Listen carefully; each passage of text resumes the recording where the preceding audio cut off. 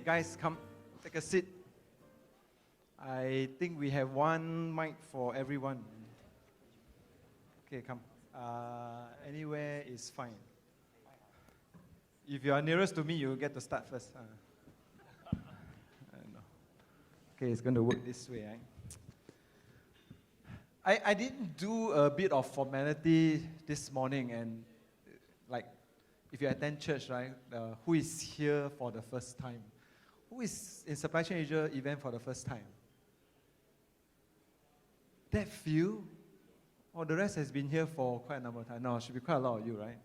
So, if you've been here for the first time, then you know that I do ask sometimes ridiculous question. I don't know where the question comes from, but I did give you all a list. So I will try to keep to this list as much as we can.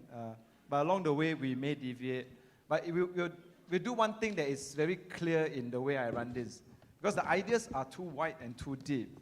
We can go on discussing and we won't stop. So for my model is exactly at 12 o'clock we stop. So if there's a last question and the last question come out at 11:59, too bad, right? Talk after that. Huh? Okay, so that'll be easy, right? So we hear Peter just now talking about robotics. And somebody asked me a question just now. Is there a difference between robots and automation? Charlie, you're here? Then I look at him and I'm like, okay, I'm going to ask you the question tomorrow, right? So, but that's something that's stuck in my head. Is there any difference? I'm not sure whether there's a difference, but I got interesting experts here, so let me introduce to you one by one, right? Hey, oh, this is not Chelsea. I have Professor Chiu. First, she's from NUS. Later, they will introduce themselves. I do a fast one, right? He's from NUS and Industrial Engineering, right? Okay, then we have Professor Shantanu, Operations Management, Singapore Management University. So I have two professors with me, interestingly, coming from the technical point of view. So what's the difference between automation and robotics? They're going to define. I think it's easy. You just Google the answer, we can get it, right? Then I got Kiet. Kiet is the Director of Logistics. Should be, right? Director of Logistics, EDB. So they are the guys who encourage adoption of technology, at the same time support you in ways that you will be very happy about. Okay, don't say too much. Let's stop there. Okay, thanks. And the last but not least, we have Brian Miles. Brian is the Managing Director of SSI Schaefer. If you are in automation for logistics in Asia, you will know Schaefer's name. They are more than a racking provider. In fact, they provide an entire suite of solutions that integrate automation, right, from all kinds of various equipments. So let me do this. Mine, simple one. How would you define or describe robotics in the logistics sector? Right? Define and describe. But before you go into define and describe, let me start with Brian first. I think you are the oldest among them. Oh, no, okay. It's okay, right? It's okay. So, excuse me. Yeah, so for Brian, just introduce a bit about yourself, the company that you're with, and then go into what you think robotics is in the logistics sector. Okay, as Paul introduced, I'm the Regional Managing Director of Schaefer. Schaefer is a German family company, 77 years in the industry. We've been in Asia for 30 years. We started off selling industrial storage systems, but in the year 2000, we took over some automated manufacturers. So we are now a complete systems provider. To answer Paul's question, I actually went into Google to get a definition of a robot. A robot is a machine capable of carrying out a complex series of actions automatically, especially one programmable by a computer. That's one of the definitions of a robot. I guess there's a very gray area, a crossover area between automation and robotics. We've had automation in the warehouse for 30 odd years with ASRS cranes running backwards and forwards, mini load cranes. This technology is not new. The first systems that came into Singapore were in the 80s, probably I think late 70s, early 80s. The first systems came into Singapore. But most of these systems that came in have been pulled out because basically they were very simple, standalone, what I would call a plug-and-play system. They lack the flexibility, the versatility that the market required. So what we're getting into nowadays in automatic systems, whether you want to call them robotic or automatic, is systems that are far more flexible, systems that will handle not only pallets, they'll handle cases, they'll even handle pieces, picking pieces robotically. These can all be handled by automated systems. Whether you want to call it a robot or an automated system, as I say, is a gray crossover area. Thank you, Brian. And Kiet, maybe we do a definition from the political point of view, government point of view. Sensitive topic leading up to Friday.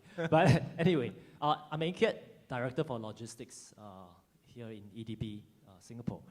Essentially, we look into trying to, as much as possible, establish Singapore as a thought leader and a practice leader in terms of orchestrating global supply chains.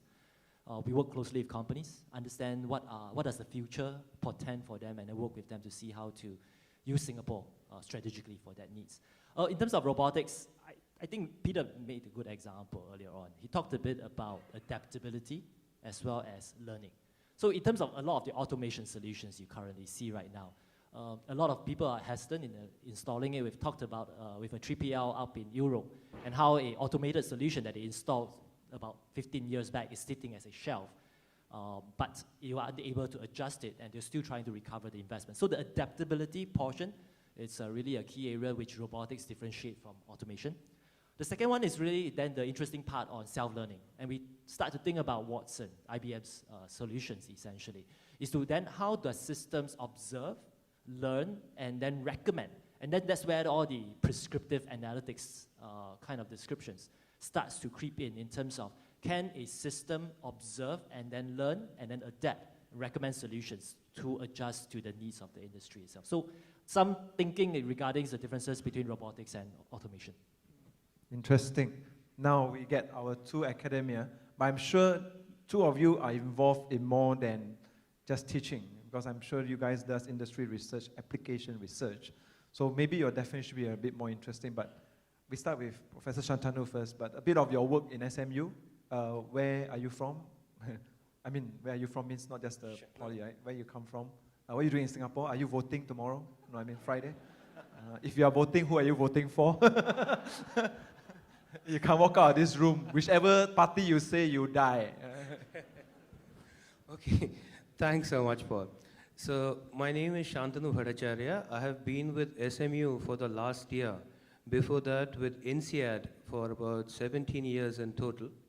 My role in SMU is to teach and do research on supply chain management.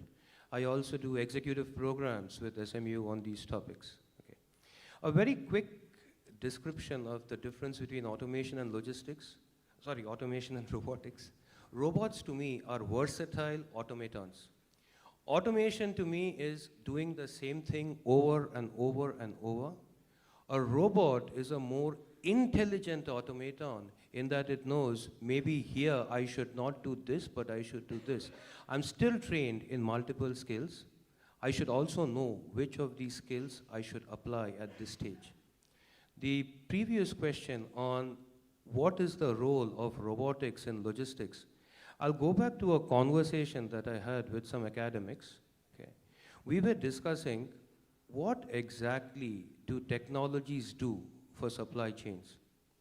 So we started with an example from a very old industry that all of you will be aware of. The company at that time that was the leader in video rentals was a company called Blockbuster. Blockbuster's role was very, very simple. When a movie comes out, I buy thousands of DVDs. I store them in multiple locations in stores. You come to my Blockbuster store, you rent out the movie, you watch the movie.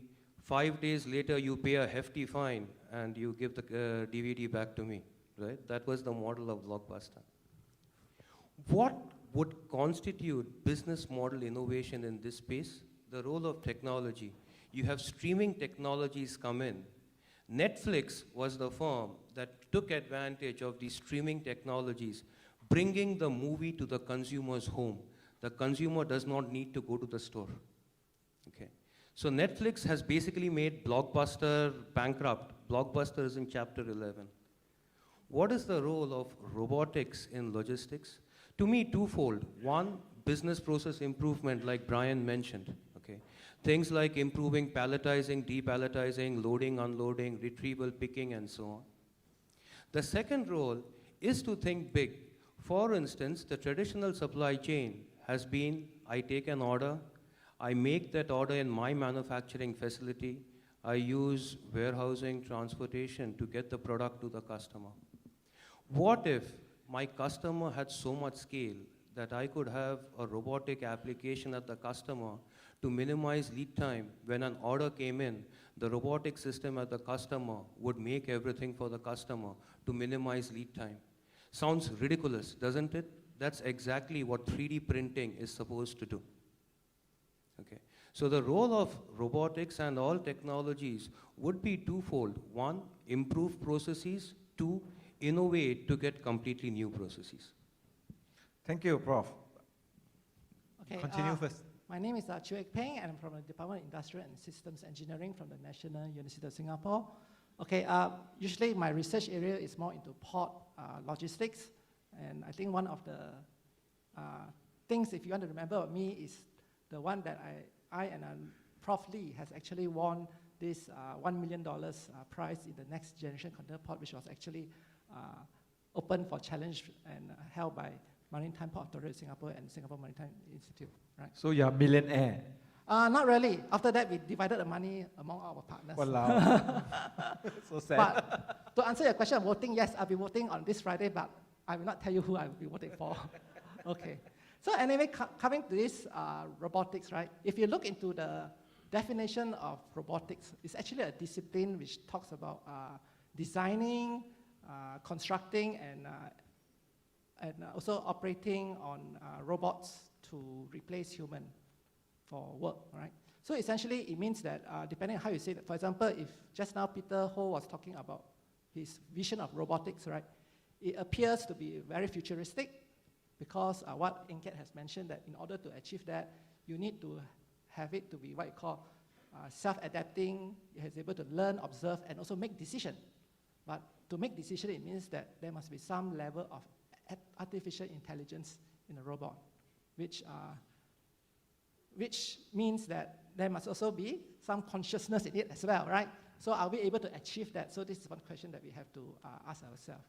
But there's basic robots in terms of actually following a set of instructions which have no human interference. This is a very basic one. So to me, robots are just machines that is able to take instructions to follow certain orders. But of course, it can go to a more advanced level where they can actually learn, adapt, and observe and make decisions based on all the environment surrounding. So for me, is that when you talk about robotics, how does it actually impact on logistics? So essentially, if you look into the definition of logistics, it's saying that you are trying to implement and control the flow of goods or storage of goods in a more efficient, effective way so that it can conform to customers' requirement. So when you talk about efficiency and effectiveness, this is where if the robots can bring value to the logistics industry by increasing productivity, by reducing costs, right? So this is where robots can actually play this role in the logistics industry. If we are able to find a way where robots can actually take over the role of human and take over these functions, and yet the cost can be low. Right? Any one of you here don't like to watch movies? Oh, good. Or you watch movies, so you know Terminator, iRobot, Transformers. So, I mean, okay, so the reason going that pathway, right, is that there's this fear that of the consciousness and awareness. So if robot is like us, it will kill us. That's the whole idea. We are not that good people anyway. But, okay, I don't want to go that part first. That part will come in the fear of robots. I'm going to go into the part on overhyped technology. And there have been overhyped technology. RFID has been one, where when RFID was first done, they are saying that, well, now you can check out faster, you can identify your items faster, but the adoption of RFID has been dismal in whatever way we are looking at it, right? So, in your opinion, what is the most overhyped technology in robotics, right? In all forms? From your own opinion, what do you see? We can go this way backwards. Right? What do you think it is? Okay, lately we've been hearing a lot of publicity on what you call self-driving vehicle. If you consider self-driving vehicle as a robot, right? Yeah, obviously I would think that this is an overhyped kind of technology. Is because a lot of people are expecting a lot from it, but actually when it comes to adoption, it's still a long way to go. I think one of the reasons why that's the case is because when you talk about driverless vehicles, right, you are talking more in terms of able to interact in a more open system. Usually, if you look into the existing system of driverless, it's usually in a closed systems, like for example, the port systems where you have AGV moving containers around, or in a warehouse where you have robots moving pallets around. You don't really have people interacting with this system, or that's why you call it a closed system. But in an open system where you have people interacting with them, with this kind of system, this is where there is a challenges here.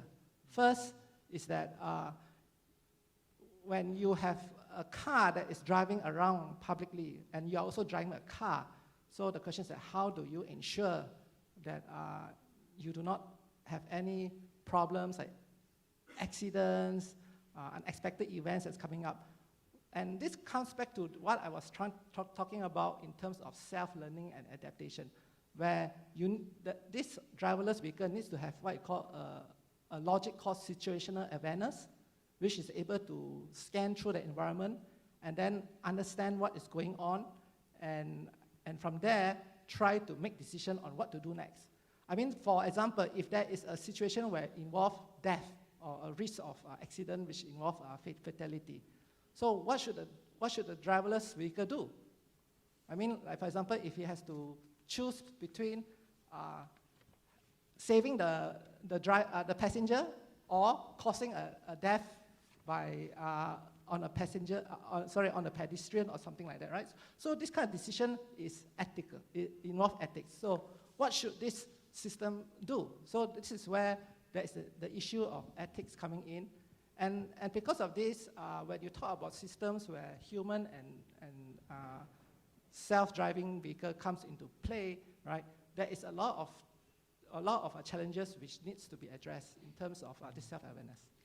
Thank you. In iRobot's case, I guess save the guy with the most economic value. Or die. Prof, what do you think? Okay, so I would say that the question is actually which technology is the closest to being commercializable, which is the furthest, right? Because drones today are commercializable. You have companies manufacturing drones. 3D printing, on the other hand, is further on the horizon. The Internet of Things is further on the horizon. To me, the biggest challenge in the widespread adoption of robotics is not from the speed of development of technology, but the fear of humans, of governments, of regulators in adopting this technology. So there have been so many discussions. Do robots take jobs? Are robots secure? Do we have security when we use robots that Professor Chu just mentioned, right? Driverless vehicles. To me, the technology will develop to a point where they will become commercially feasible. The overhyped part about the fear is unnecessary. You take a history of robotics and manufacturing. South Korea and Japan have 40% of their workforce right now as robots. And that's because there are not enough skilled workers in these countries for doing those operations that the robots do. So robots may not take jobs away from humans. They may do those jobs that humans cannot do. Working in a furnace, which is unhealthy, right? The safety of workers, reducing quality issues. Robots can be enablers, robots can be support systems. Okay. So from my perspective, the overhype is in the reaction that we have to the use of robots. The use will be controlled, the use will be gradual. I think that the security systems that we think of, they will be addressed at some stage. There have been these reports. There was one group from the University of Michigan that hacked into a driverless vehicle And then there was this furor about, are these systems safe or not? What if somebody could hack into a driverless vehicle on the highway? They could cause havoc. Indeed, it's true. But the technology will get to the stage where it's safer. Okay? And to my mind, what we need to see is how can we use these technologies as best as we can. We don't necessarily need to look them as takers of jobs or of, harmers of society, as Terminator coming and killing 50 people or Terminator running amok. It's more of how can we use them to enable efficiency to help people do their jobs better. Thank you. That's a good one. How close are we to commercialization? And Kiet. Thanks, Paul. I'm just going to build on Prof. Shantanu's point. Essentially, when you talk about hype, when you talk about technology, it's actually about technology timeframes. And I think given time, you would see some technologies eventually being adopted. I talk about RFID. I mean, it was just at YCH, and they talk about how they use RFID to essentially tag a lot of the products, of the high-end retail products from a very well-known shoe company from Singapore itself. And so if you give it time, the technology will come in. If I look at some of the technology platforms that was suggested or actually in discussion, 3D printing probably has the furthest horizon. And the issue there is not so much as the technology, although there are parts of it that will still need to be refined. But some parts of it is about business issues, liability. If a logistics player installs a part on behalf of an automotive company, who owns the liability if something goes wrong? So I think sometimes business viability is actually the hype. And if I want to talk about hype, I think this whole discussion on hyper-local, I'm not sure if some of you know the whole discussion about being able to, for everybody, to receive your goods from any kinds of orders within the hour. I think that's something of a potential overhype, for example, because the business viability of some of those concepts is really called into question. That's good. Brian? Will robots replace span in the warehouse? No. Will automation help reduce men in the warehouse? Yes. I mean, basically, we've been talking with EDB for a few years now how to increase the productivity in the warehouses in Singapore. And increasing a little bit of intelligence into the warehouse can have dramatic efficiencies on the operations of guys. It all comes down to the size and the magnitude of the operation. We have a warehouse in Australia, which is basically a fully automated warehouse. We bring a pallet in, it's automatically layered, it's automatically, the layers are broken down into the cases, robots put them into racks, robots take them out of racks, the conveyance system will sequence them in the right order to deliver to a robot, which will then stack them on a pallet, which will then be taken by a driverless vehicle to the loading dock. We have there a virtual automated warehouse. But you need to have a throughput of about 200,000 cases per day in a high labor cost market like Australia to justify the ROI. And this is always going to be the challenge here in Asia. Even here in Singapore, where labor rates are probably as high as anywhere in Asia, and with government policies restricting labor, it's still very difficult to achieve an ROI on an automated warehouse. So my belief is, and the hype of automation robotics is, we start slowly, we bring some intelligence into the warehouse, and it's scalable. We can upgrade it as the ROIs improve. But looking at most of the guys here, I think the 3PL operators dictate the market, and the customers dictate the contracts for the 3PL operators, which make the introducing of more sophisticated automation a challenge. You guys are very interesting. I really got 4 different points of view. I have technology within a closed environment rather than technology running haywire everywhere else. I have the commercial part of it, how it actually works in both ends, and the business part of it. I'm interested in one part whereby there have been talk about that robots can replace us, that there's no work for us. There has been talk about robots doing data analytics. So that's supply chain planning. So I don't need analysts, I don't need planners. The part that you talk about in the warehouse, I don't need operators. I heard about companies that has 6 forklifts and 2 forklift drivers. So why do I want to buy a forklift where I can't move it around? So might as well I take the AGVs and the AGV move things for me. Is there really the end? Is this what we are looking at, where the human touch can be taken off? Or are we seeing a hybrid? And how does a hybrid look like? Open for all, whoever dare to answer first. We actually introduced a system about 10 years ago, which was operating a combination of very narrow aisle forklift trucks, driverless, with mobile pallet racking in a cold store operation. Now, in a cold store operation, you've got a very expensive environment, so you're looking to maximize the amount of pallet locations. You've got an area where people can generally only work for 20 minutes in 1 hour. So this is an ideal situation to introduce some form of driverless vehicles. We worked with a European forklift truck manufacturer. We put our own software onto the machine, and the machine was guided by six lasers on a pre-planned warehouse. The system was successful. It wasn't so fast, to be perfectly frank, but the biggest stumbling block at the end of the day was cost, because it's behind all of these programs is IT. And at the moment, it's the IT costs which are really I would say, the prohibitive side, because the IT has to be customized. It's not packaged IT that you can buy from a WMS supplier. It's customized IT, and this is really where the cost comes in, and it makes it very difficult to justify.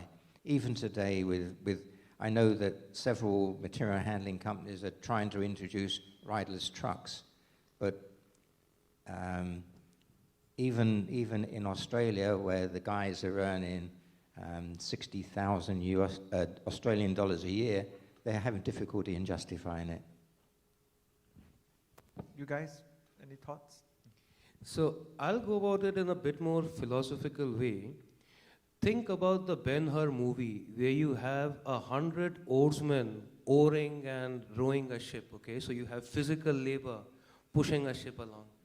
When you have steamships, all these poor people think, oh my God, we've lost our job. The steamship will take away our jobs. But people still work on steamships. After steamships, when you moved on to other alternate sources of power, you had the same question, do we need these steam operators and so on? You will need a different kind of operator. With robotic systems, what you will do is you will still need people to troubleshoot, you will still need people to design. As technology gets better and better, the role of people will change, but you will still need people. You will need people for design, you will need people for control, you will need people for maintenance, you will need people to troubleshoot. So to my perspective, a hybrid system will be such where robotics and automatons do the standard jobs with increased complexity, their skills upgrade over time, but you will always need people for the most complex jobs and for the running of these machines. Thank you. Okay, I can take the third one. Based on Shantanu. Okay, sharing. I also want to add in something. For example, we all know that robotics, right, are usually good when they are doing repetitive tasks or they are, working in a very familiar environment. What happens if they are faced with an unfamiliar environment, like for example, humanitarian logistics, where you have natural disasters, you have earthquakes, you have problems where you need to have sudden logistics action to be there to help the people there. And under this kind of uncertain environment, definitely human is necessary to be able to plan, able to make strategy on how to quickly respond to the disaster or to the challenges that they face to help the people in this area. So there's one area which I think human can still play a very big role. Another part, of course, is in, even though you have automation, at the end of the day, you might have problems. Like, for example, if you talk about an automated port, let's say in Rotterdam, you know that in ECT Rotterdam, they have an AGV system that is moving containers from between the ports and the storage area. From time to time, they have what you call deadlock, where the systems just jam because one AG1 goes this way, but it's blocked by the other wants to go the other way, but it's blocked because of the sequencing priority. So you need to have human to come in to try to remove this deadlock. So whatever it is, in automation system, you definitely still need to have human, but essentially human will make the exception. I mean, they will make exception decisions. They will make supervisory decisions. These are something which is still needed in this logistics sector. Lesser human, so we must give birth lesser, don't have so many children, no succession, because too many cannot work, right? Okay, so there's two choices. Either that you let them die at the age of 30, or you just try to maintain the birth rate to be at a low. Age of 30, should be gone by now. So I think the interesting observation is that even in some countries, people don't want to do these jobs that robots are taking over. I mean, which country is the largest adopter of robots right now? It's actually China. I just came back from India, and some of the e-commerce companies are essentially replacing some of the workers by robots as well, automation systems. And the whole repetitive nature of the work that is done down there, you need to move goods 24/7, increasingly demanded by consumers. You and me, by the way, it's not actually other people. So that itself drives this whole adoption phase. But then where does the person then comes in? I tend to think about it from, there is a artificial intelligence companies that actually says that if the artificial intelligence is not helping you solve the problem is not with the system, it's with you. You are not asking the right questions. And so there will always be questions that need to be asked, problems that need to be solved, solutions to be developed, and you are actually the suggester, the initiator of what needs to be solved. I think that's going to be an area where the people will work with the robots on. The second area is really cross-organizational work. And just came back from India, we talked about how a solutions provider, a logistics solutions provider, needs to work very closely with the retailing, marketplace or the landscape itself to implement some of the supply chain improvements that is there. And a robot will not be able to facilitate that. Actually, my feel is that the reason why there's a rise of the robots is because of humans who are lazy, like to strike, and then work, but actually not working, doing twiddling, surfing the internet. And that's why we need robots. If we are actually hardworking, robots can never replace us. So for those of you who are not hardworking, work hard. If not, you will be in trouble. So I open up to the floor now. Any questions that you have? They are not Peter Ho, but I'm sure the knowledge that Peter Ho has resides in many of these guys. So if you want to ask a question, I need your name, your IC number, who you are voting for, where you come from. No, just your name and your company. Anyone? Daring enough, curious enough? You can shoot Peter Ho's question to him if you want. No? Open out. Anyone? They're not as curious as I thought they are. Okay, so then I continue, right? And what about this part? So as us as supply chain engineer, we are observer, right? So we write a lot. And one of the topic we wrote about is that automating logistics is inevitable. It will happen, it must happen. I guess the ROI part will be solved. Cost of humans will become more expensive, and it makes sense to actually adopt technology. So the question we have is, should we be concerned of having a fully automated industry? I'll stay back to the manpower part. In fact, tomorrow we have a topic by itself, but here we go. What are the possible negative consequences of actually having robots and automation in logistics? We go a bit further than what you're talking about. Right? I gave the part on the humans are not good enough to have. They are lazy. Actually, the lazy one is me. They are not. Okay, I can take the question first. Essentially, automation is good because what happens is that it has been shown that usually you automate something which can increase the productivity of a company or a system. But then the negative impact is that it will take away jobs. I mean, for example, in global economy, right, usually the company will want to look for the cheapest labor to be able to produce a product and then sell it to their market. And we know that over the years, in the past, right, China has always been the country that has been used to be the world manufacturing plant to produce product and then sell to market all over the world. So that's where the growth of our global economy came in. But now, if you talk about automation coming in, cloud robotics is able to take off human, and if they're able to replace a human and able to increase productivity in triple or four times more, right? Then essentially they will be able to work better in terms of the productivity, and so it may also help to reduce the production cost. So what does it mean? It means that eventually the first world country, the developed country, may pull back all their manufacturing back to their country. They may produce locally and serve their market. And what happened to the country who is in the third world, the developed country? So they might be in a loss. It's because they will be out of job, so they have to try to find other ways to help to increase the economy. And what is worse is that because we know that developed countries are always more advanced, they are able to actually produce innovative products. So you might see a reversal of trade imbalances. It used to be, we used to have a lot of imports in the developed country and a lot of export from the developed country. But this may reverse eventually because of that. So it might create a lot of problems and challenges, especially for the third world country. That'd be interesting.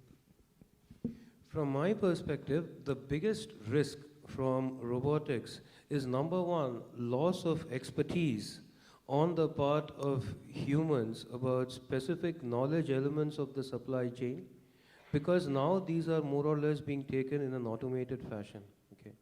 What you do when you outsource in the supply chain context is you lose your competence in that particular function. Your supplier, your 3PL provider has that competence, and you partner with that 3PL provider to make sure that you leverage the 3PL provider's knowledge for future designs of your own operations.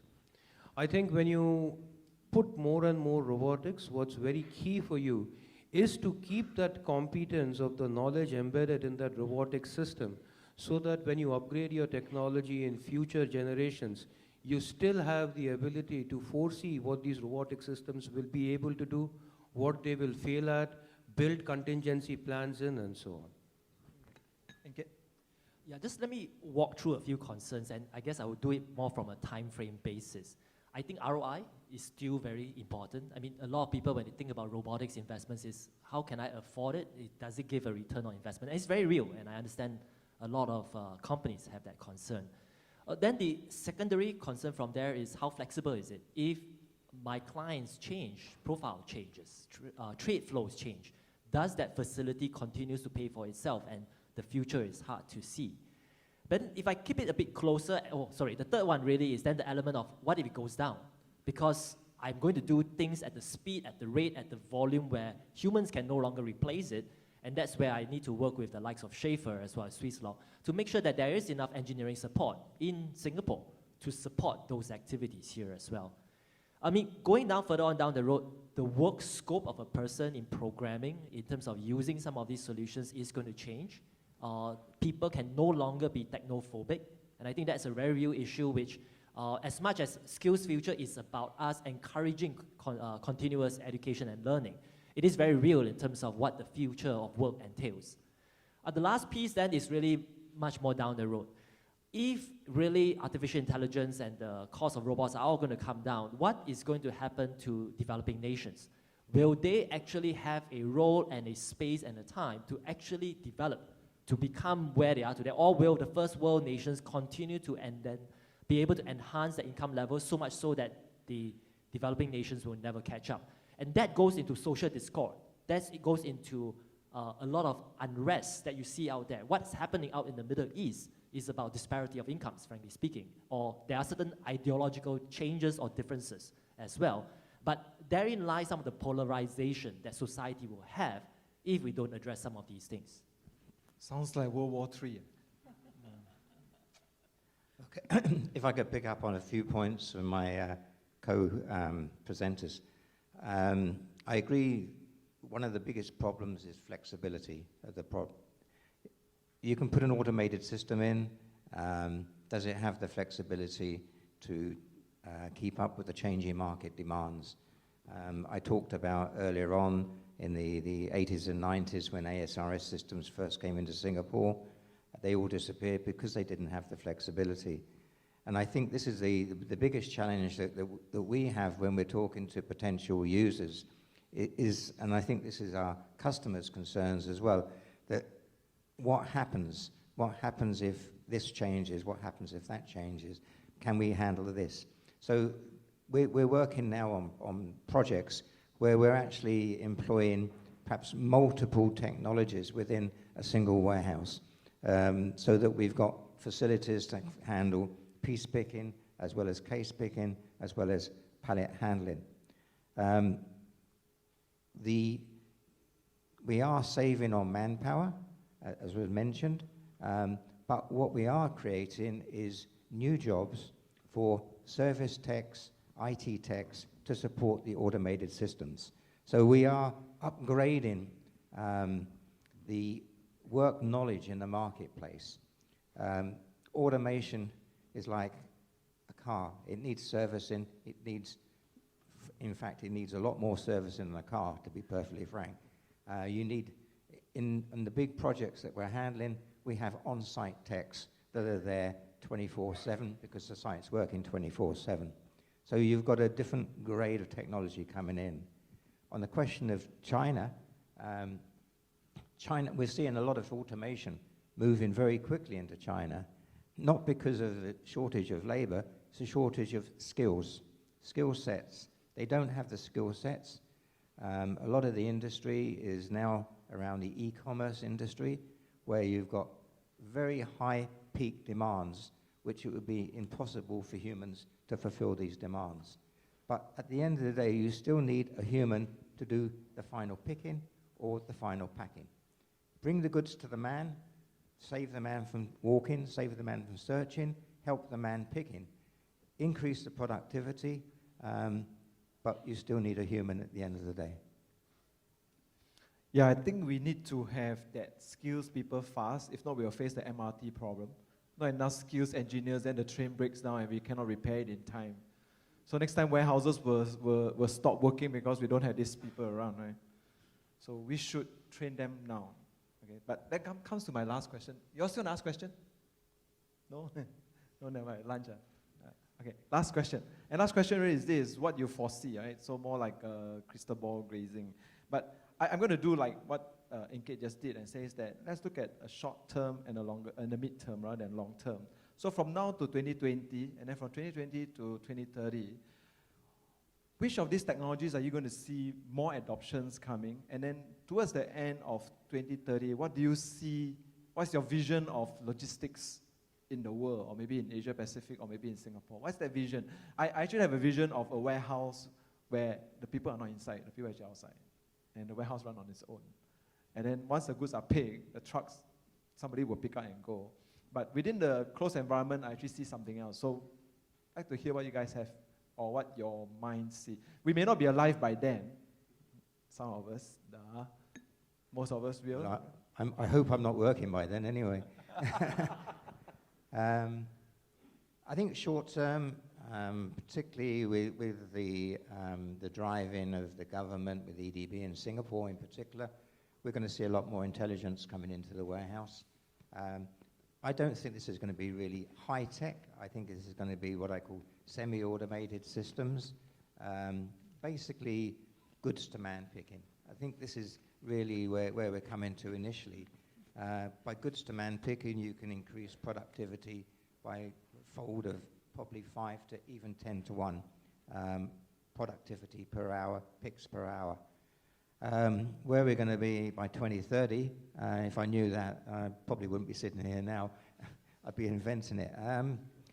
We have, in Europe and the USA in particular, some pretty automated systems where there aren't so many people actually working in the warehouse handling goods.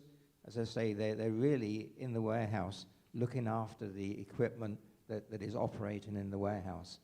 And I really, you cannot get over that problem. There is always going to be, you're going to need mechanical, electrical, IT engineers to keep this systems running. And I think that's probably where we'll be in 2030. The drawback with Singapore is purely the size of the country and the volumes that are handled here. We're only 5 million people, going to 6.8, as I understand. We don't have the critical masses that they have in Europe and the USA to really justify the mega warehouses and the high degree of automation. 6.9 is a very dangerous number.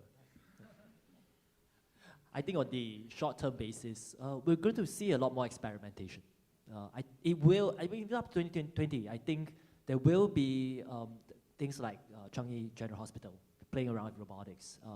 But some of the real automation in terms of Kuehne+Nagel, for example, YCH, Supply Chain City, will all start implementing. And so you will see a whole range of adoption coming on more and more. 2030, I would think that at a system level, at a national level in Singapore, there will be much more automation as well. I mean, goods, if you think about transshipment, the port does about 95%, if not even more, transshipment cargo.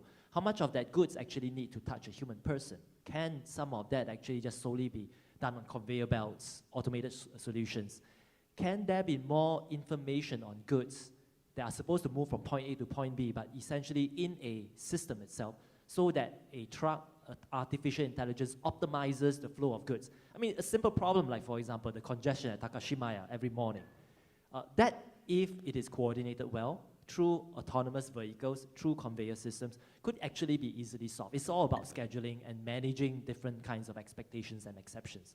So I think at the national system level, that's going to be some of the things that will happen in Singapore. On a regional, if not global basis, you will see more consolidation and optimization of supply chains on a regional basis. I think we already see it based on the Texas Instrument experiment, whereby they expanded a large facility here in Singapore as well. I think you're going to see more optimization, better demand forecasting essentially, and then less wastage in the whole supply chain.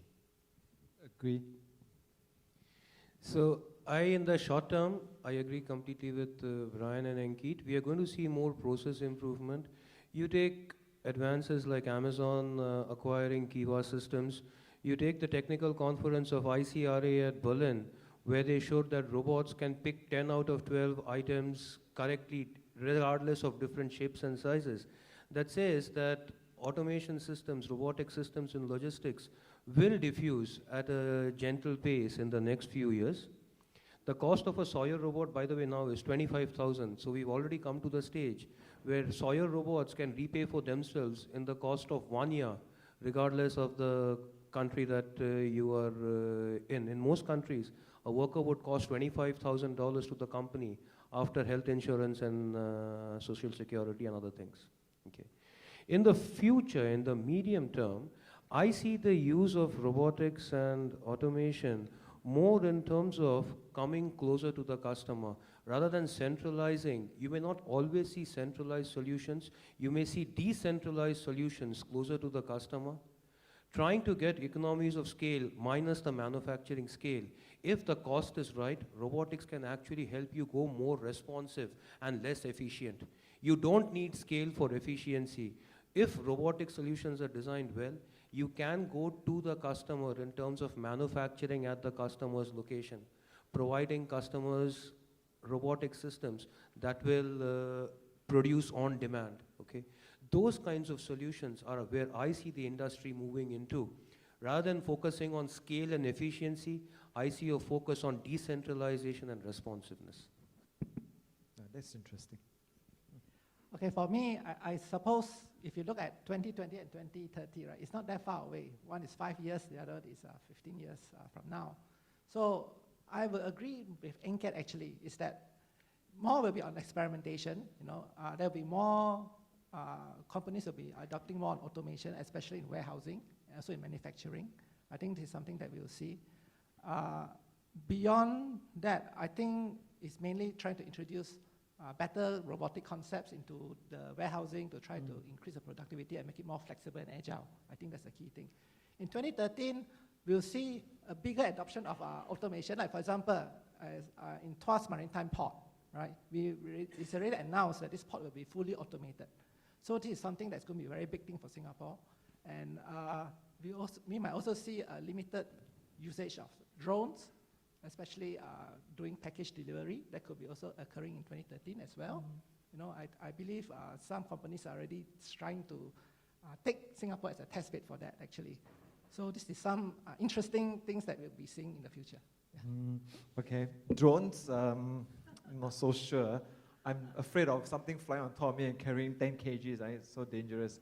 I have my own opinion, like seeing this guy in my house and doing a final mount delivery. Just wondering whether that something like this will happen, because us again, I mean, after 8 p.m. we don't want to work. And then what time are we home? We are at home at 8 p.m. So who does the delivery? This guy, right? This guy comes to your house. And then the most polite guy you can ever find, you scold him, you spit at him, he'll still smile at you. Oh, the most wonderful last mile delivery guy, right? I'm not sure whether that will happen, but I'm sure of one thing, that the adoption of technology will never stop. And partly because we're always constantly looking for efficiency and productivity. I'm actually also sure that if more technology comes into play, more decentralization. And that will definitely happen. But for now, this is all we can do. If you're hungry, next door. The next session starts at, before you go, before we thank them, the next session starts at 1:30. There's a competition here and 2 tracks. So before we do that, can we thank our 4 panelists?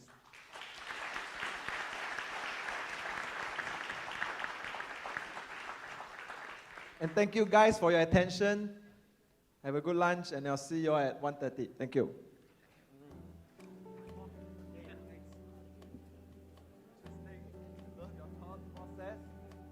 Process very unique. Thank you, right?